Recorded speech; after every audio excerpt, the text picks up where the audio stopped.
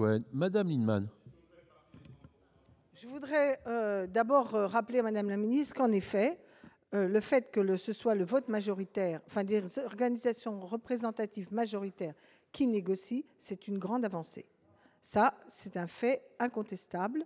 Je pense que ça légitime, quand il y a un accord, le fait que les organisations syndicales sont responsables. Et d'ailleurs, je pense que ça changera la culture de tous, du patronat comme des organisations syndicales. Maintenant, la question référendaire, elle arrive, comme vous le dites très justement, en écho, quelque part, à la question de l'article 2. Parce que ce que vous êtes en train de nous dire, c'est, en tout cas ce qu'elle nous a dit le rapporteur, c'est, vous comprenez, l'article 2, nous, on le conteste parce qu'on pense qu'il déroge à la hiérarchie des normes. Mais quand vous nous répondez sur l'article 2, vous nous dites qu'il faut avoir confiance dans les organisations syndicales, parce que les organisations syndicales, on va les former, elles vont être bien aptes à faire l'équilibre entre l'entreprise et l'intérêt général dehors. Et là, monsieur le rapporteur nous dit, oui, mais ça va être dur d'obtenir 50% dans une entreprise. Vous êtes en train de nous expliquer que ça va être contraire, quelque part. Ça va être très difficile d'avoir un accord, alors qu'on veut justement faire une culture de l'accord. Et au lieu de pousser les organisations à créer du consensus par l'accord, vous leur proposez une stratégie de fuite qui est de dire, s'il y a 30%, alors là, on passe au référendum. Alors, je sais bien qu'on peut faire confiance au référendum. J'observe que c'est à géométrie variable en fonction des sujets sur le fait référendaire.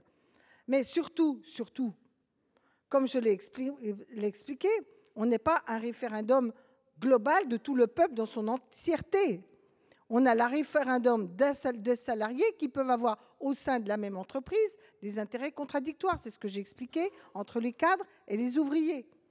Et que les organisations syndicales, elles sont justement un de leurs points forts, c'est d'incarner cette synthèse et ce compromis. Et puis, à ce moment-là, si on considère qu'une majorité n'est pas fiable parce qu'on n'arrive pas à l'accord, il ne faudra pas vous étonner qu'il y ait un certain nombre de nos concitoyens qui appellent au référendum révocatoire. C'est-à-dire, il y a une majorité, on n'est pas d'accord avec la majorité, soit parce qu'elle vote un truc, soit parce qu'elle n'en vote pas, et on dit, c'est pas grave, le peuple souverain, hop, référendum révocatoire. Parce que quelque part, c'est de la même logique, c'est de mettre en cause la légitimité de la majorité par un fait plébiscitaire de l'extérieur.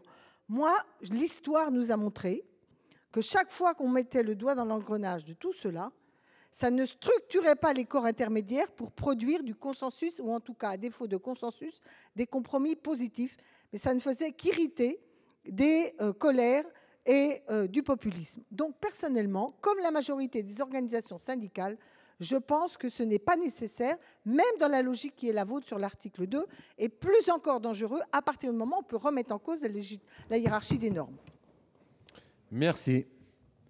Madame Bricq.